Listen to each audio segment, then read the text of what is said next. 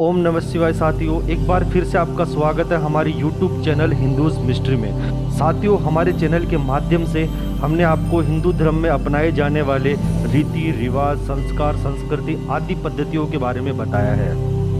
आज हम आपको बताएंगे शिवलिंग के महत्व के बारे में। साथियों, वर्षों पहले कुछ दुष्ट विचारधारा वाले लोगों ने भारतीय जीवन में लागू अनुशासन को गलत बताकर खत्म करना चाहा।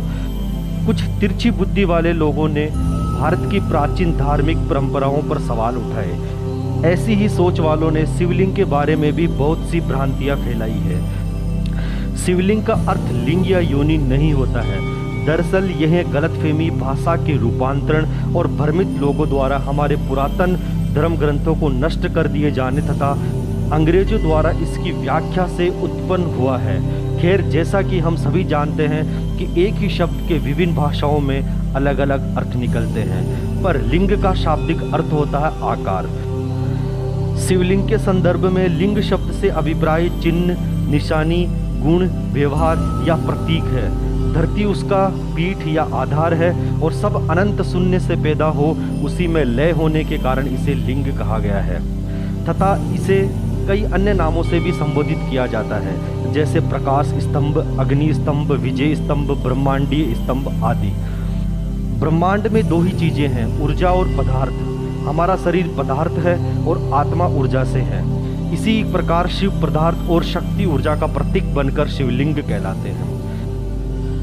साथियों, शिव का अभिप्राय मुख्यतः ब्रह्मांड से है, जिसका ना तो कोई आदि है और ना ही कोई अंत है, अर्थात ब्रह्मांडीय सीमाओं से परे है।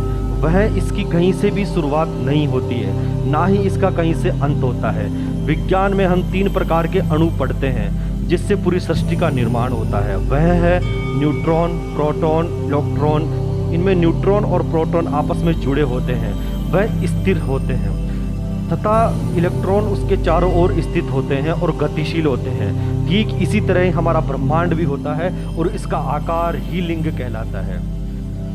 साथियों, जब भी कहीं विस्फोट होता है और ऊर्जा फैलती है तो वर्ताकार में चारों ओर फैलती है। वह साथ ही ऊपर से नीचे की ओर अंडाकार दिशा बनाती है। स्कंद पुराण के अनुसार यह ब्रह्मांड शिवलिंग की आकृति के जैसा है, क्योंकि हम ये जानते हैं कि शिव का मतलब शून्य होता है, अर्थात इस ब्रह्मांड की उत्पत्ति से पहले शून्य अर्थात शिव थे और ब्रह्मांड की उत्पत्ति के बाद हमने इस ब्रह्मांड को शिव की संज्ञा दी है। हमारा ब्रह्मांड भी ऐसा ही है, जहां विभिन्न आकाश गंगाएं अपने अंदर अनगिनत तारे समेटे हुए ब्लैक होल के चारों ओर घूमती है, वह अंततः उसी में समा जाती है।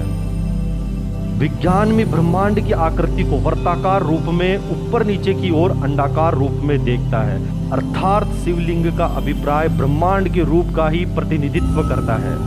साथियों, शिवलिंग अलग अलग तरीके से बनते हैं। वह लिंग जो प्राकृतिक तरीके से बनते हैं उन्हें स्वयं निर्मित या स्वयंभू लिंग कहते हैं। जम्मू के उत्तरी क्षेत्र में अमरनाथ में एक गुफा है। इस गुफा के अंदर हर साल बर्फ का एक शिवलिंग बनता है।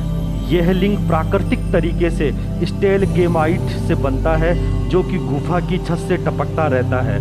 कुछ लिंग पत्थर, लकड़ी या मणिरत्न को तराश कर बनाए होते हैं, जबकि दूसरे लिंग मिट्टी, बालू या किसी धातु से बने होते हैं। कई लिंग धातु की एक परत से ढके होते हैं और उन्हें एक चेहरे की आकृति भी दी जाती है ताकि भक्त उनसे ज़्यादा बेहतर तरीके से जुड़ सके। इन्हें मुखी लिंग कहते हैं। साथियों, हर कठिन समय के बाद एक खूबसूरत सुबह जरूर होती है।